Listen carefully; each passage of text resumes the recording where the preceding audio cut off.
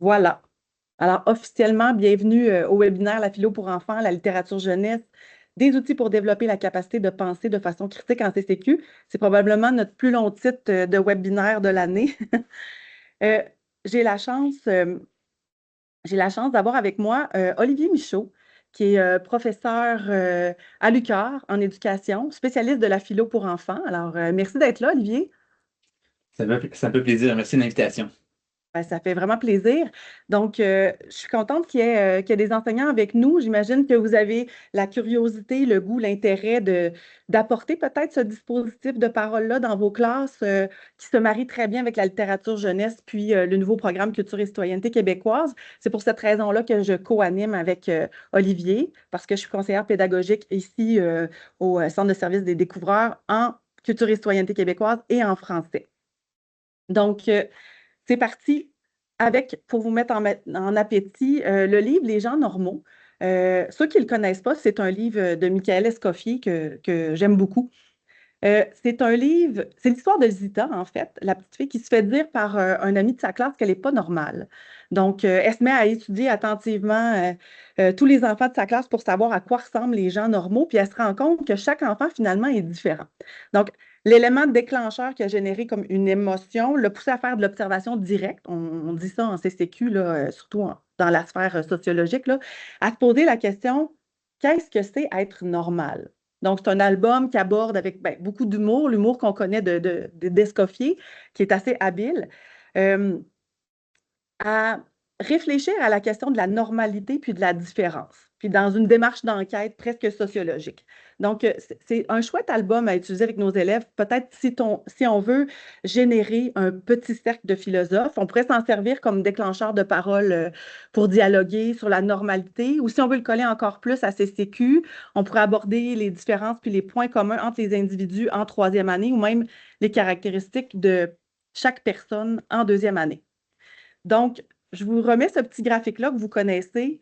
Euh, c'est en fait toute une nouvelle gymnastique d'associer la littérature jeunesse au programme CCQ et à la philo, parce qu'on sait qu'il y a plusieurs entrées pour enseigner CCQ, hein. Ça peut être autant un dossier documentaire, des SAE, mais on manque de temps.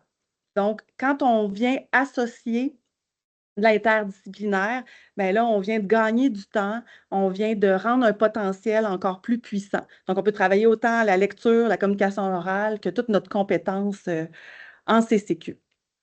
Donc, on va vous aider à plonger dans la philo pour enfants. C'est un exercice qui est quand même audacieux, là, en 30 minutes. Euh, on va vous parler des pièges, des conseils, des trucs concrets. On va vous donner des idées d'albums, aussi de pistes de questions philosophiques qu'on pourrait poser à nos élèves. Donc, en commençant, peut-être vous arrêter puis vous donner une intention d'écoute, qui est peut-être différente là, d'un enseignant à l'autre. C'est peut-être, admettons, de se lancer avec confiance dans un petit cercle de philosophie. Donc, je vais laisser la parole à Olivier pour cette première partie du webinaire, puis je vais essayer de faire des liens avec ce qu'Olivier nous dira pour la suite. Parfait. Ben, merci, Catherine. Je trouve ça beau que tu donnes une intention d'écoute. J'entends pas ça souvent. Je trouve que c'est une super bonne idée. Écoutez, on va essayer de faire un survol assez rapide de la philo pour enfants. Là, c'est évident qu'en 15 minutes environ, même un peu moins, là, on pourra pas tout dire, mais que vous ayez des bases pour comprendre c'est quoi et peut-être même l'essayer dans votre classe. Alors, la philo à l'école, ça fait environ un peu plus de 50 ans qu'on en parle pour différentes raisons. Ça peut, parce qu'on pense que les enfants, ils devraient justement réfléchir aux questions qui les préoccupent, comme par exemple, est-ce que je suis normal ou est-ce que je suis pas normal? Aussi, la philo a souvent été avancée pour développer différentes habiletés, des habiletés intellectuelles, des habiletés sociales, ce qu'on va voir aussi durant la présentation.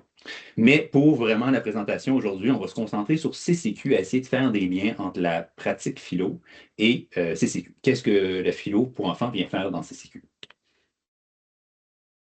Alors, première chose à faire, il faut clarifier c'est quoi la philosophie à l'école. Moi, il y a 4 idées que j'utilise un peu pour présenter la philo. Prochaine diapo, Catherine. Ben, la première chose, ça paraît évident, mais c'est que la philo a le potentiel d'être bonne pour tout être humain. Traditionnellement, la philosophie était réservée, on le sait, au cégep. Des gens comme moi, on a juste connu la philo au cégep. Mais ben, depuis un certain moment, on dit ben, les enfants aussi sont capables d'en faire. La deuxième, c'est que la philosophie est une activité. C'est quelque chose qu'on fait. Il ne s'agit pas d'apprendre ce que les grands philosophes ont dit dans l'histoire, mais de s'engager dans un processus réflexif. Euh, voilà, alors on philosophe. Le troisième point, généralement, qu'on retrouve en philo pour enfants, c'est que c'est fait en communauté. Ça va être fait à travers le dialogue. C'est pas seulement moi et ma pensée. Il va y avoir des moments où je vais pouvoir dialoguer avec d'autres, réfléchir avec d'autres. Et le rôle de l'animateur dans tout ça reste important. Ce n'est pas de donner des réponses aux questions qui sont soulevées, c'est plutôt de structurer la discussion, de permettre à la discussion d'avancer dans un certain cadre et parfois d'amener les élèves à développer certaines habiletés de pensée. Merci, Catherine. Alors, la philosophie, si on résumait, la manière, c'est une activité, c'est une réflexion qu'on fait avec d'autres, une réflexion critique. On va pouvoir clarifier ces points-là un peu plus loin. Mais des fois, c'est un peu difficile de dire c'est quoi un objet philosophique. C'est à quel moment un sujet devient philosophique. En philosophie pour enfants, souvent, les 3C sont utilisés. C'est comme un petit truc pour savoir si un sujet a le potentiel d'être utilisé en dialogue. Alors, le premier, c'est est-ce qu'il est commun? Est-ce qu'il touche, disons, la majorité, la plupart des personnes de la classe? Le deuxième, c'est est-ce qu'il est contestable? Est-ce qu'on peut avoir différentes visions sur ce sujet-là? Et le dernier, c'est est-ce qu'il est central? Est-ce qu'il me touche est-ce qu'il y a une place importante dans mon existence? Alors, tout à l'heure, Catherine donnait l'exemple de la normalité, qui est une question qu'on peut se poser puis qui nous touche tous, et puis qu'on peut avoir différentes visions et qui est importante. On pourrait aussi prendre le thème de l'amour. Pour moi, la philosophie commence quand on accepte que des sujets sont ouverts à discussion. Ça serait comme un peu le point de départ. Si on a la réponse, si la science a déjà répondu à ces questions-là, alors là, il n'y aura pas de philosophie. Il faut juste peut-être prendre des sujets. Peut-être que la science a dit quelque chose dessus, mais nous, on a envie de réfléchir sur ces sujets-là. Merci, Catherine. Alors ça, c'est le graphique un peu résumé que vous avez sûrement vu dans le programme avec les trois finalités qu'on trouve autour et la compétence qui est évolutive qu'on trouve au centre. Et à travers ça, on a pris le temps de mentionner que le dialogue et la pensée critique occupaient une place centrale qui permettait le développement de la compétence. Alors, l'hypothèse, ou en tout cas notre hypothèse, ou en tout ce que j'aimerais vous soumettre, c'est qu'en travaillant la philosophie pour enfants, en l'intégrant, vous allez pouvoir travailler le dialogue et la pensée critique. Là, c'est important de voir que ces deux sujets-là ne sont pas séparés. C'est-à-dire que pour dialoguer, ben, j'ai besoin de pensée critique, j'ai besoin d'avoir des bons arguments. Et puis, quand je pense personnellement, puis qu'il y a d'autres personnes qui dialoguent avec moi, ben, ils développent ma pensée critique. Ils m'amènent d'autres perspectives. Alors, ces deux éléments-là interagissent ensemble. Merci, Catherine. Alors, dans le programme, il y a différentes perspectives sur le dialogue. Je pense que la plus complète est celle qui est mise en jaune. La discussion est un échange suivi et structuré d'opinions, d'idées ou d'arguments réalisés dans le but d'en faire l'examen. Alors, c'est un peu ça le processus d'une démarche de philo pour enfants. On a un sujet qu'on veut discuter, sur lequel on n'est pas certain, puis à travers des arguments, des idées, des exemples, etc., on va essayer de faire avancer notre réflexion. Dans ce sens-là, la discussion et la délibération sont très proches, hein, parce que la délibération, c'est d'arriver à une décision. Mais bon, je pense que c'est celle qui présente le mieux l'esprit du programme et puis qui s'oppose, disons, à la conversation, où on ne fait qu'échanger des idées sans vouloir vraiment aller plus loin puis chercher, mais qu'est-ce que je dois penser sur ce sujet-là.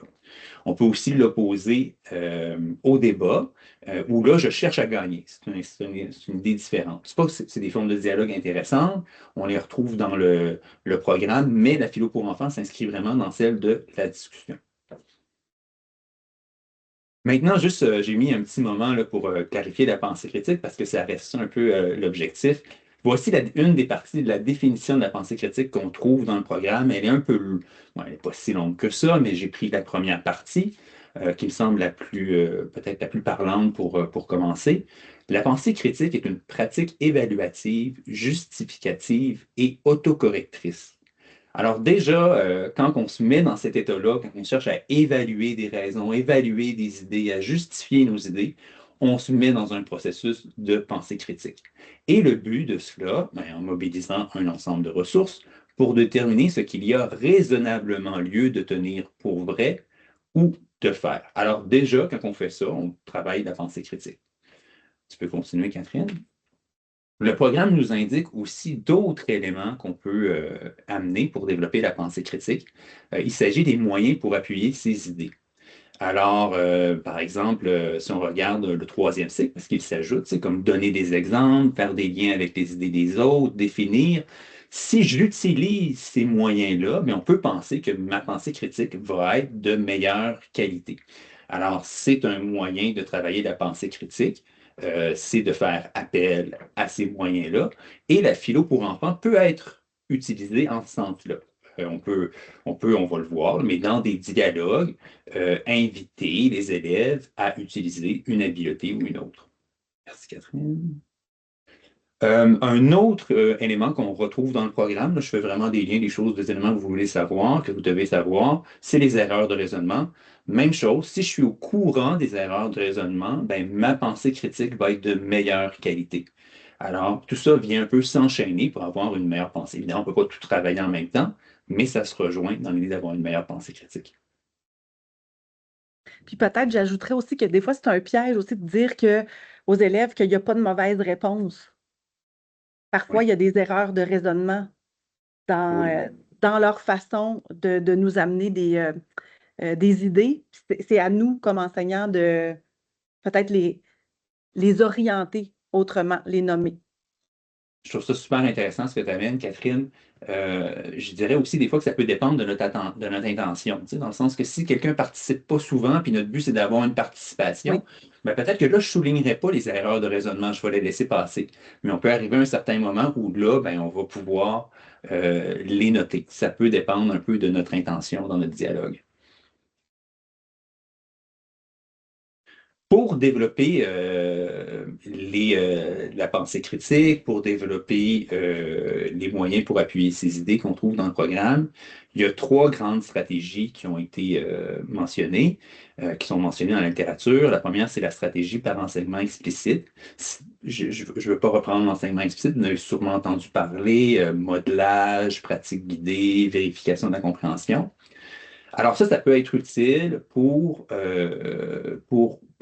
faire connaître aux enfants c'est quoi l'habileté qu'on cherche à faire travailler. Par exemple, donner une raison, peut-être que pour nous, c'est évident, mais pour un enfant, ça ne l'est pas.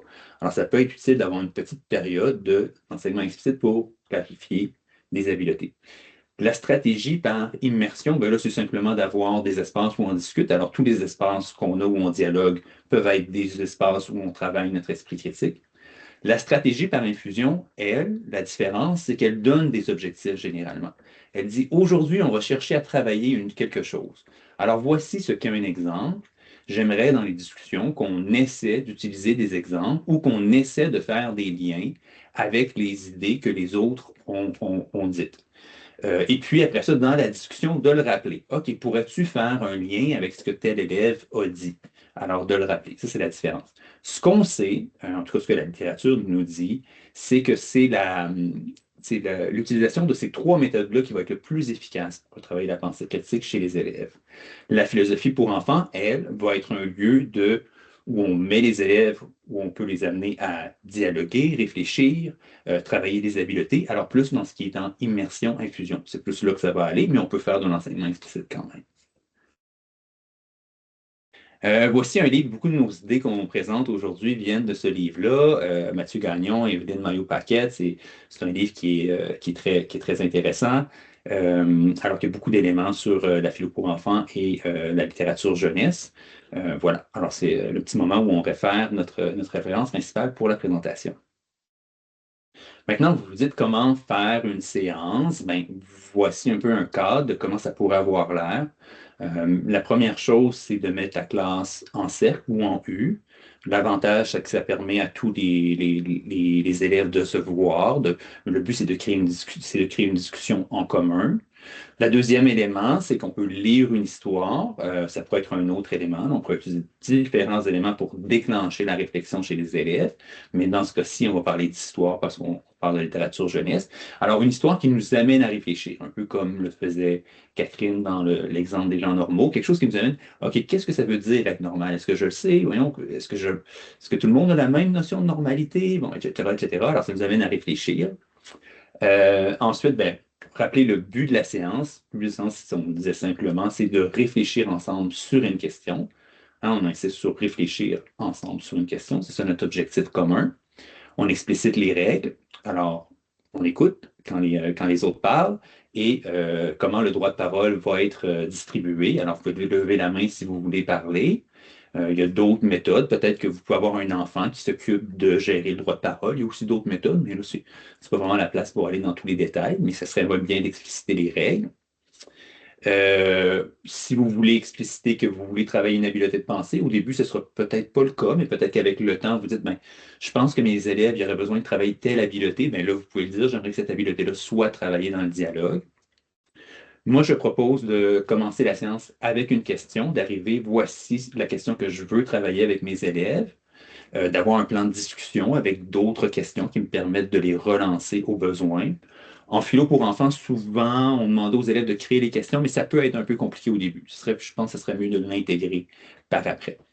Et ensuite, bon, évidemment, il y a toute la partie de la discussion qui aurait lieu, de ne pas oublier un temps d'intégration. Petit moment, à la fin, on a discuté souvent de plusieurs idées. Qu'est-ce que je retiens d'aujourd'hui? Qu'est-ce que je retiens de la discussion? On peut penser les élèves à un petit cahier, ça vous permet de garder des traces sur leur réflexion.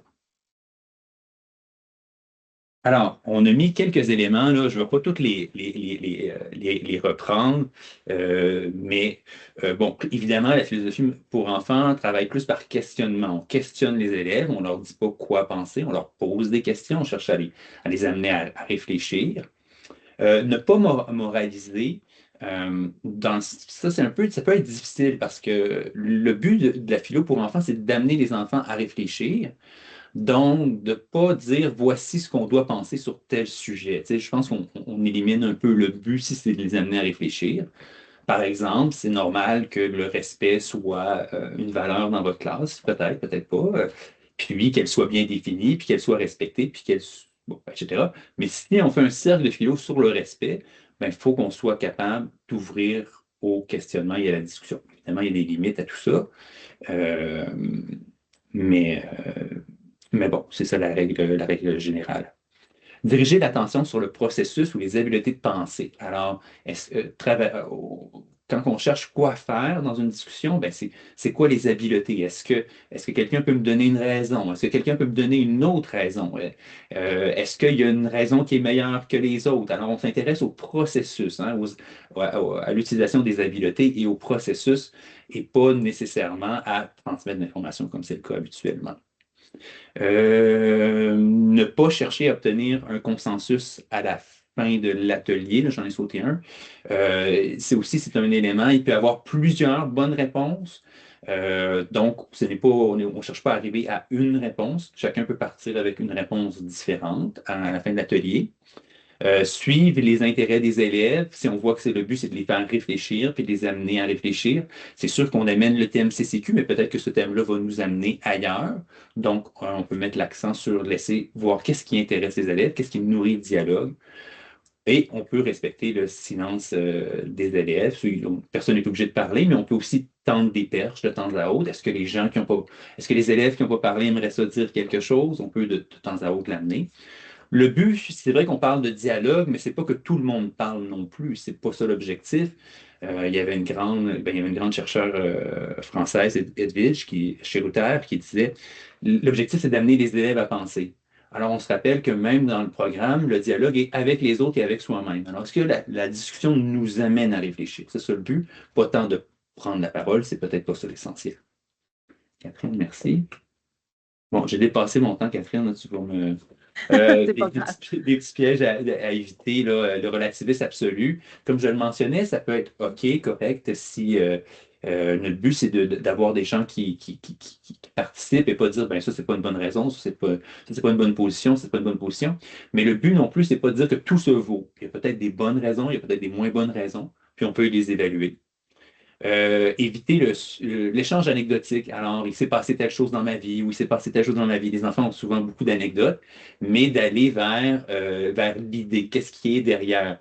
Mon frère me fait telle chose. Alors, on sort de l'idée de c'est mon frère qui me fait telle chose, puis on dit, ben, OK, est-ce que c'est correct de mentir au lieu de se fixer sur une anecdote? Thérapie de groupe, c'est pas vraiment la place, c'est pas notre but de régler les problèmes, notre but c'est de réfléchir sur des questions. Je pense qu'on va plus être à l'aise avec ça. Dans les autres éléments que je mentionnerais, c'est le biais de confirmation. C'est quand même quelque chose qu'on a tous à travailler personnellement. On pense avoir des bonnes réponses, on pense savoir ce qui est juste. Quand on rentre en dialogue, il faut accepter qu'il va y avoir différentes réponses et puis ben, d'être ouvert aux différentes réponses. Voilà. Oui, je ferai le pont avec ce que tu as dit, Olivier, parce que tu parlais des règles d'or, des pièges, puis ça, c'est en phase avec notre posture d'enseignant quand on est en CCQ. Ce qui est attendu, c'est de savoir créer un climat là, qui s'appuie sur autant la confiance, l'humilité, la nuance. Tu en parlais aussi, l'ouverture, la diversité des réponses qui vont venir des élèves, puis la distance critique aussi de nous en tant qu'intervenants. Donc, ça demande au préalable une certaine introspection en tant qu'adulte là, pour accueillir les visions des enfants qui peuvent être très différentes des nôtres, puis pour les guider dans des espaces où ils vont se sentir quand même à l'aise, puis en sécurité de les partager. Donc, c'est une posture qui va aider la prise de parole. Oh, j'ai encore des éléments, j'espérais avoir plus. Je passe mon temps. Des petits conseils, se donner du temps, évidemment, ce n'est pas. Ça va prendre du temps à se développer, il faut le travailler, c'est complexe. Alors, être bienveillant envers soi-même, faire des essais, se donner un moment dans la semaine où on le pratique pour que ça devienne une habitude chez les élèves, mais prendre le temps de l'instaurer. Peut-être qu'au début, c'est juste de lire une histoire, puis on discute sur l'histoire. Puis plus ça va aller, on peut avoir des objectifs, avoir des questions qu'on va amener aux élèves, travailler des habiletés, des outils, des moyens pour appuyer ses idées. Je suis toujours un peu mélangé avec le programme. Voilà. Mon Dieu, on en finit. C'est ta dernière. Je prends T'inquiète pas, c'est je moi prends après. beaucoup trop de temps, je vais me faire chicaner.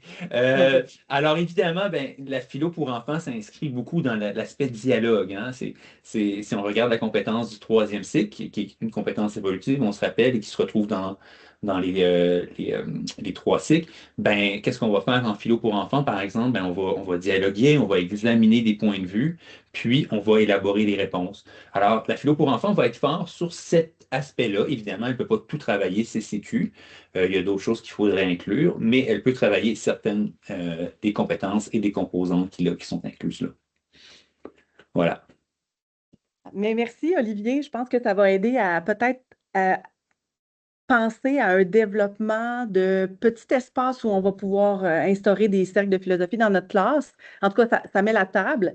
Maintenant, on va vous donner vraiment des trucs concrets d'albums qui pourraient être utilisés en classe, puis aussi un guide pour vous faire confiance pour en choisir. Parce que là, on va vous présenter en rafale des idées d'œuvres littéraires. Mais en même temps, on veut vous donner aussi l'autodétermination de se dire, ah ben ça, c'est une nouveauté, j'ai le goût de l'utiliser. Est-ce que ça pourrait faire une bonne introduction à un cercle de philosophie? Donc, on est dans une époque quand même foisonnante là, pour la littérature jeunesse, donc c'est intéressant d'avoir une variété, puis des moyens aussi de choisir pour faire émerger des questions. Alors, comment on choisit des albums jeunesse? D'abord, si on lit un album puis on se dit, hey, ça me semble que j'aurais le goût de partir une discussion avec mes élèves parce que c'est un album qui laisse quand même de la place pour réfléchir. Idéalement, un album assez court pour qu'il y ait de l'espace pour communiquer, puis aussi un album assez résistant, dans le sens que, oui, il est facile à comprendre, il y a un vocabulaire accessible, mais il faudrait que ça puisse générer des opinions aussi variées. Si on nous dit quoi penser, peut-être que là, c'est une histoire qui est un petit peu plus fermée, on pourrait s'en servir pour autre chose, mais pour des cercles de philosophie, on veut quand même que ça suscite quelque chose. Émotion, réaction, question. Les albums sans texte, c'est de très belles avenues.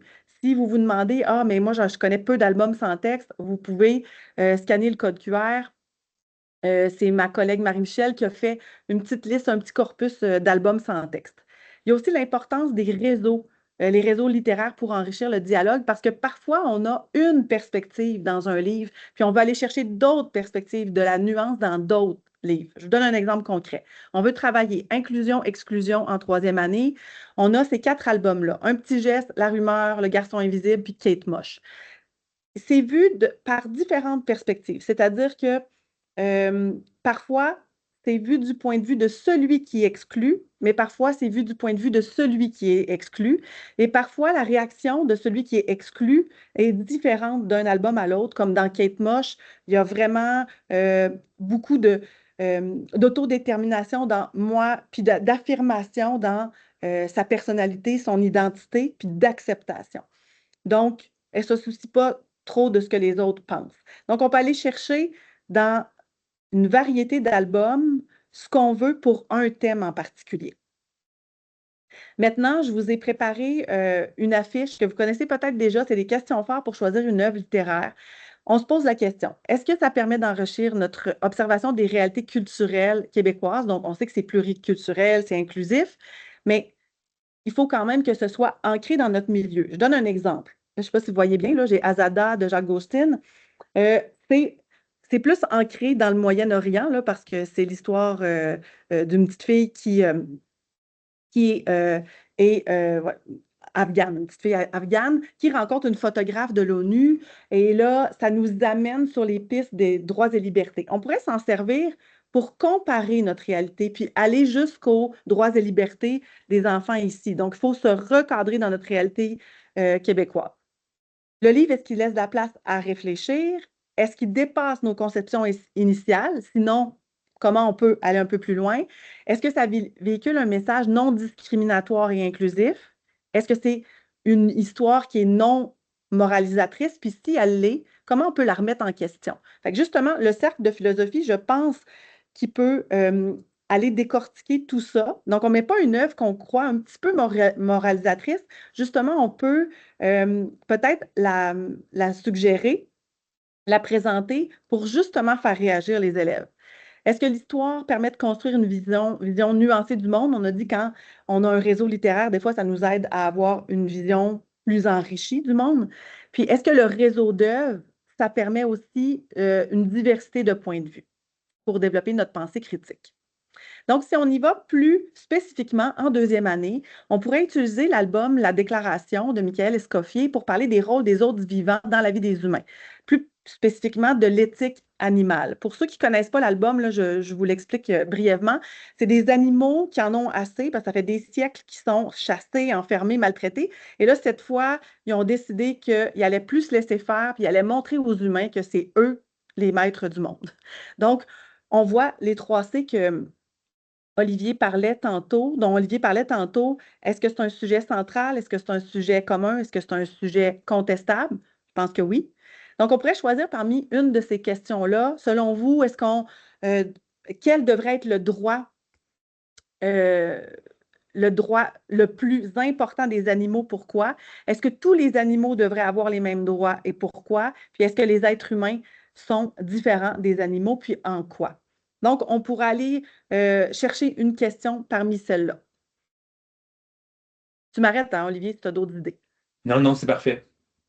En troisième année, on a le thème du cycle de la vie. Donc, je vous parle souvent de l'éphémère, mais moi, je trouve que c'est un album fabuleux pour parler de la mort. C'est 2 frères qui découvrent un insecte. Ils font une petite recherche à Internet et ils se rendent compte que finalement, cet insecte-là ne vit qu'une seule journée. Donc, ils sont un peu sous le choc, mais ils décident de se mobiliser puis de lui faire vivre sa plus belle journée. Elle vit une journée mémorable. Donc, on pourrait poser la question, est-ce que tu penses que c'est plus important de vivre une vie longue ou de vivre une vie belle? Pourquoi? Puis là, souvent, on peut tomber dans le piège de Ah, mes élèves de troisième, ils ne seront pas capables de faire ça. Par expérience, pour l'avoir quand même expérimenté en classe avec mes élèves de deuxième année, je pense qu'il faut leur faire confiance et c'est là qu'il y a une zone de potentiel avec nos élèves. Ils ont cette capacité-là de nous surprendre, mais c'est vraiment proportionnel à ce qu'on croit qu'ils vont être capables de faire. Donc, je pense qu'il faut des fois se parler puis se dire, oui, je leur laisse la chance. Puis je me laisse le droit de me faire surprendre aussi par mes élèves. Comment savez-vous qu'une vie est belle? Puis aviez-vous une question si vous aviez une question à poser à la mort, quelle serait cette question? Bon, s'il y en a une qui vous embête plus là-dedans puis vous fait plus peur, vous pouvez la mettre de côté parce que c'est vous qui connaissez le mieux vos élèves. Si on veut parler d'amitié, en quatrième année, on a sélectionné Ami Ami de Rascal. Moi, j'ai fait l'erreur de l'avoir dans ma classe en deuxième année, mais c'est un album où il y a beaucoup d'ambiguïté, donc c'est mieux de l'utiliser en quatrième année. En fait, c'est le lapin et le loup qui rêvent d'avoir des amis. Le lapin, lui, il imagine un ami un peu comme lui, végétarien, qui a les mêmes passions. Mais finalement, ils finissent par se rencontrer. Puis le loup conduit le lapin chez lui, mais il le contraint à être son ami. Donc, c'est un album qui traite avec quand même de la subtilité des thèmes de l'amitié, de la différence, mais aussi de la prédation. Le texte il suggère de manière quand même équivoque que le loup, il cherche peut-être à se lier d'amitié au lapin pour le dévorer. Donc, il y a quand même un potentiel d'interprétation. C'est pour ça qu'on le met au deuxième cycle, parce qu'il y a une finale là, avec des ambiguïtés, puis ça laisse le lecteur face à un dilemme d'interprétation. Donc, on pourrait poser la question, selon vous, est-ce que le lapin et le loup sont amis et pourquoi? Est-ce que c'est une amitié véritable?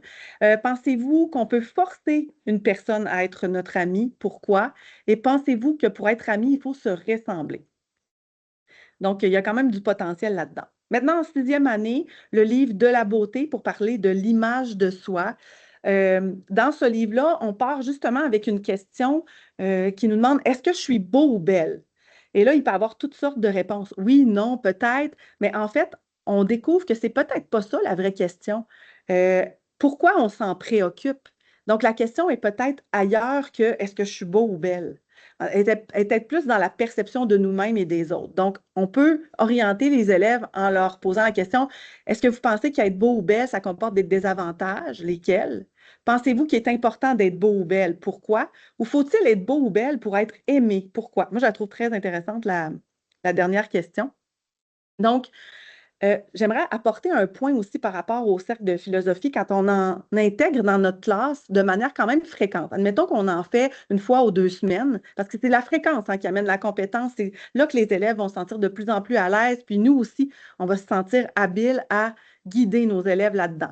Plus on va faire des cercles de philosophie, plus il va y avoir un sentiment d'appartenance, puis les élèves vont se sentir à l'aise de partager. Puis c'est là que les échanges vont être très riches. Je ne sais pas qu'est-ce que tu en penses, Olivier, là, mais je pense que si on en fait juste une fois, ça se peut qu'on soit un peu déçu. C'est normal, les élèves, ils n'ont jamais vécu ça. Et plus on va en vivre à travers CCQ ou si on a un objectif pédagogique qui est la communication orale, on va voir puis on va entendre de belles réflexions. Tout à fait, j'ai rien à ajouter. Tout d'accord. Euh, je vais passer vite sur cette diapo-là. C'est en fait, si on veut y aller de manière un petit peu plus libre. On peut poser des questions universelles. Qu'est-ce qui fait plaisir? Qu'est-ce qui fait sourire en première année avec l'album Donné d'André Poulain? Ou est-ce que posséder nous rend plus heureux en quatrième année? Dans le destin de Fausto, ceux qui ne le connaissent pas, c'est que Fausto veut s'approprier tous les objets, les possessions autour de lui. Il se déclare propriétaire, en fait. Il se déclare propriétaire de la fleur, du mouton, tout ça. Puis un jour, il arrive sur un bateau pour se déclarer propriétaire de l'océan, puis il met son pied à terre pour ça. Mais finalement, il tombe à l'eau, puis il se noie. Donc, même l'océan, la fleur, tout ça, l'ont oublié. Ils ne se sont pas trop souciés de son destin. Il y a comme un point de chute qui est vraiment plus sombre à la fin, mais ça, je pense que ça peut susciter des réflexions sur le désir de posséder quand on parle de consommation en quatrième année. Et qu'est-ce qu'on fait avec les élèves qui participent peu ou pas? C'est important de se rappeler que ce n'est pas parce qu'ils ne parlent pas qu'ils ne pensent pas. Et peut-être que l'avenue du journal philo pour faire une pause suite à un cercle de philosophie, ça peut aider à garder des traces. Tantôt, Olivier mentionnait le dialogue intérieur. Il est important, ce dialogue-là. C'est dans les dimensions du dialogue où là, je, je réfléchis avec moi-même, puis je place par écrit un peu ma pensée. Donc, ça peut être une avenue aussi complémentaire au cercle de philosophie. Si on veut partir d'une image, parfois ça aide les élèves. Vous pouvez consulter le site Petit philosophe de Pomme d'Api. Vous avez le code QR pour vous y rendre. C'est qu'on part d'images évocatrices pour lancer une question. À ton avis, un ami, est-ce que c'est quelqu'un qui te ressemble? Ensuite, si on y va en rafale, parce que là, je sais, il y en a qui doivent nous quitter, puis c'est bien correct, vous pouvez quitter, vous écouterez l'enregistrement. En première année, si on veut parler, si on veut aborder le thème des rituels au quotidien, on pourrait prendre l'album Le Bisou secret, qui est en fait un album où le personnage, il ne veut pas se séparer de sa maman, donc elle lui fait un petit bisou à l'intérieur de la main en lui disant qu'il va toujours être à portée de main. Alors, ça aborde le sujet de la séparation d'un enfant avec un parent, autant dans un contexte temporaire que permanent. Donc, c'est le rituel de transition, d'apaisement. Donc, on peut parler des fonctions du rituel, poser la question, est-ce qu'un rituel, ça peut nous aider à nous sentir mieux? Si on prend l'album N'aie pas peur d'André Poulain, où on a un ourson qui est pris dans une benne à ordures, puis on a un garçon qui essaie de le sortir de là avec sa mère, les deux ont peur, les deux vivent un peu les mêmes choses en parallèle. Donc, on pourrait poser la question, est-ce que les animaux ont les mêmes besoins que nous? Est-ce qu'ils vivent des émotions comme nous? En deuxième année, pour les rôles et responsabilités dans les familles, on a l'album Mon ami extraterrestre. C'est un extraterrestre qui pose plein de questions au garçon. Pourquoi tu fais ça? Pourquoi tu joues pas avec elle? Et là, à un moment donné, le garçon lance une roche sur un nid d'abeilles, puis l'extraterrestre demande pourquoi tu fais ça? Puis le garçon répond ben, parce que les autres le font. Donc, on pourrait amener les élèves à se poser la question pourquoi des fois on fait des choses sans se poser la question si c'est bien ou mal. Donc là, c'est sûr que ça nous amène peut-être à des réflexions qui sont plus éthiques. Euh, on aurait pour la civilité le lion et l'oiseau de Marianne Dubuc. C'est un matin un lion qui découvre un petit oiseau qui est couché par terre là, pendant qu'il jardine. Donc, il en prend soin, il guérit, il l'invite chez lui, il se lie d'amitié pendant les longs mois d'hiver. Mais au printemps, tous les oiseaux migrateurs reviennent et là, l'oiseau doit prendre une décision. Il y a comme un dilemme. Est-ce qu'il retourne avec ses semblables ou il reste avec son ami, le lion? Donc, on pourrait poser la question, pourquoi aider, soigner, accueillir? Quand on n'a pas de garantie si les personnes vont rester, qu'est-ce que ça nous apporte, ça? En troisième année, Juliane est une sirène. C'est en fait un album où Juliane, le personnage, est avec sa grand-mère dans le métro et il y a trois femmes habillées en sirène qui montent à un arrêt. Et là, le garçon, il aimerait donc leur ressembler. Fait que là, il rentre chez lui, il se met une couronne de longues feuilles vertes, des fleurs colorées, il attache un rideau à sa taille. Puis là, il est prêt à accompagner sa grand-mère à la parade des sirènes. Donc, pour parler de stéréotypes, vision de soi, est-ce qu'on a le droit de s'habiller comme on veut? On lance cette question-là, puis ça peut nous amener dans d'autres questions tentaculaires aussi. Pour parler de cycle de vie, on a L'Arbre généreux. C'est un très bel album philosophique que je ne mettrais pas en première année. Là. Troisième année, je trouve que c'est parfait. C'est l'arbre qui devient l'ami du petit garçon. Il donne ses feuilles, ses branches, son tronc pour jouer, ses pommes pour le nourrir, même son ombre pour dormir. Puis en grandissant, le garçon n'a plus les mêmes besoins. Il veut se construire une maison. Me donnerais-tu, ton tronc et tout ça? Et l'arbre lui reste fidèle. Puis on- ça termine sur une note vraiment très touchante. Et on pourrait poser la question, est-ce qu'on donne et on reçoit dans tous les cycles de notre vie, est-ce que c'est important de donner? Est-ce que de donner sans recevoir? On pourrait aller jusque-là. Tantôt, on parlait de s'ouvrir aux questions des élèves. Pour Juliane est une sirène, une enseignante avait fait l'exercice, parce qu'elle faisait souvent des cercles de philosophie, de demander à ses élèves de suggérer toutes sortes de questions. Puis ensuite, ils ont sélectionné celles qui peut-être portaient un regard un peu plus philosophique, où là, le sujet était plus ouvert, comme est-ce qu'on a le droit de s'habiller comme on veut ou comment on peut être considéré comme une sirène.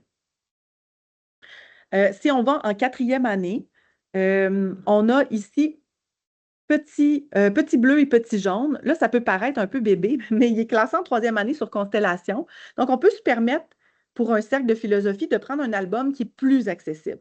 Donc, c'est l'histoire de liens d'amitié entre deux jeunes, le bleu, le jaune, et leur famille. Puis, il y a un jeu de combinaison des couleurs primaires, secondaires qui ajoute à la représentation symbolique, admettons, de la réciprocité, qui n'est pas un thème qui est évident.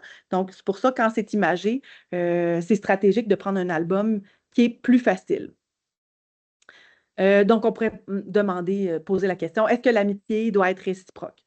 Maintenant, dans le livre La gigantesque petite chose de Béatrice Allemagna, c'est comme une quête dans l'album. C'est très implicite aussi, il faut y aller dans l'interprétation. Il y a une gigantesque petite chose qui est invisible, qui passe, des fois qui ne revient pas, mais des fois qui revient. Qu'est-ce que c'est? Donc, il y a beaucoup de procédés d'inférence pour découvrir que finalement, c'est le bonheur. Alors, on pourrait poser la question, est-ce que le bonheur est avec nous en permanence ou il arrive et repart? Très bel album, je l'aime beaucoup.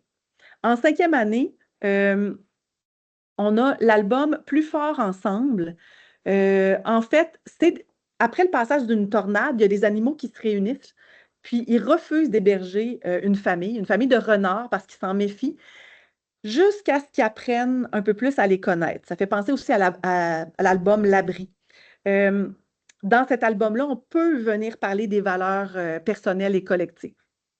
Dans l'album Nuit d'orage de Michel Lemieux, c'est un album quand même primé, où là, le personnage se pose plein de questions philosophiques. C'est l'heure de dormir, mais son esprit reste toujours en éveil, puis elle a des questions qui surgissent, puis qui en appellent d'autres. Qu'est-ce que le destin au juste? Est-ce qu'on peut vivre éternellement?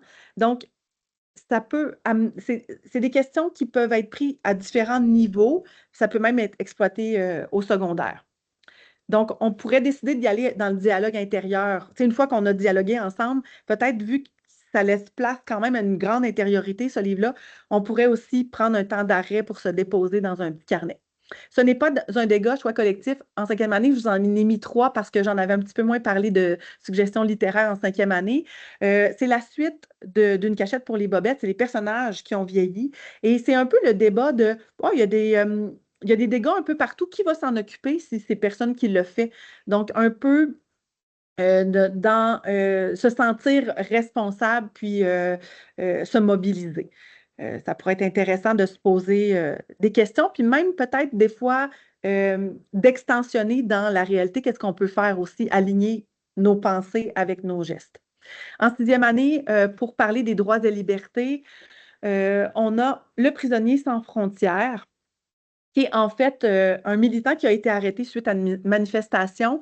Et là, ce prisonnier-là, il a vraiment l'espoir d'être libéré rapidement, mais malheureusement, ce n'est pas le cas. Donc, jour après jour, il reçoit des lettres des quatre coins du monde, mais il y a quand même un gardien qui s'empresse à chaque fois de les détruire. Donc, c'est une œuvre un peu comme Azada, qui pourrait être une œuvre comparative avec nos droits et libertés à nous aussi. Pour la représentation de soi en ligne, il y a un superbe documentaire qui s'appelle La Toile de Nathalie Lagacé. C'est vraiment d'explorer le monde du numérique chez les jeunes du troisième cycle et l'impact sur leur estime. Donc, on pourrait leur demander, est-ce que notre présence sur les réseaux sociaux peut changer notre perception qu'on a de nous-mêmes? Et j'y vais rapidement pour les quatre dimensions culturelles des œuvres littéraires. On a les œuvres ponts qui sont habituellement les œuvres avec lesquelles les jeunes, tout jeunes, là, dans la tendre enfance, sont en contact, qui vont les mener vers les autres œuvres. Il y a l'œuvre Fenêtre que vous connaissez sûrement, qui ouvre à une perspective qui est différente de la nôtre. Celle qui est miroir, c'est quand le personnage, on peut s'identifier à lui parce qu'on a des repères communs. Et l'œuvre porte, mais c'est qu'on développe une conscience sociale qui nous pousse à l'action. Alors, c'était pour répéter qu'on s'était fortement inspiré de ce, ce livre didactique-là, qui donne vraiment beaucoup plus d'idées en littérature jeunesse. Là, on vous a montré quelques extraits, mais il y en a d'autres à l'intérieur de ce livre-là. Il y a toujours aussi le Padlet. Je vous rappelle que vous pouvez faire une petite recherche. Vous êtes, par exemple, en cinquième année, vous tapez cinquième, vous allez avoir seulement votre sélection. Sinon, vous avez à descendre longuement parce que là, on est rendu avec 450 idées de livres. Je vous ai parlé quelquefois de constellations. Je vous, je vous propose d'aller quand même jeter un œil à Constellation parce que c'est une référence. C'est un répertoire d'œuvres, c'est du développement pédagogique qui est conçu, produit par la Direction des programmes d'études de formation générale des jeunes du ministère de l'Éducation. C'est fiable, puis souvent, on a une proposition pour les niveaux d'exploitation, comme par exemple Nuit d'orage. On dit que déjà dès la quatrième année, on pourrait l'exploiter, puis ça va jusqu'en secondaire 2. Il y a aussi des bibliographies qui ont été faites, notamment par J'enseigne avec la littérature jeunesse. Si vous scannez le petit code QR, vous allez tomber sur ce corpus-là. Et je vous rappelle l'importance de la démarche. Quand on fait des cercles de philo, du CCQ, c'est comme une démarche scientifique, mais là, on parle plus d'une démarche sociologique, si vous voulez, où là, on va explorer des réalités culturelles, voir est-ce que l'élève observe des réalités, il les compare ses observations, est-ce qu'il considère des émotions, est-ce qu'il est capable de dialoguer, de présenter ses constats. Donc, quand on parle d'émotions, juste un petit échange par rapport à ça, c'est prouvé, en fait. C'est un article qui est paru récemment là, sur le site du CETREC, qui est le Centre de transfert pour la réussite éducative du Québec, là, que les ateliers philo conjugués à l'intelligence émotionnelle peut être considéré comme une méthode d'apprentissage qui est collaboratif quand on l'utilise quand même assez fréquemment, parce que les émotions qui sont associées à la réussite, ça va avoir une influence considérable sur la manière de réfléchir aussi, puis notre engagement à réfléchir, puis notre capacité à réfléchir. Donc, ça nous ramène à l'importance de la relation vraiment élève-enseignant, de la posture CCQ, de l'impact du potentiel pour pouvoir s'engager, puis même se partager parce que ça nous rend vulnérables parfois de partager, même si on se détache de certains sujets. Je terminerai avec cette citation-là de Michel Sasseville.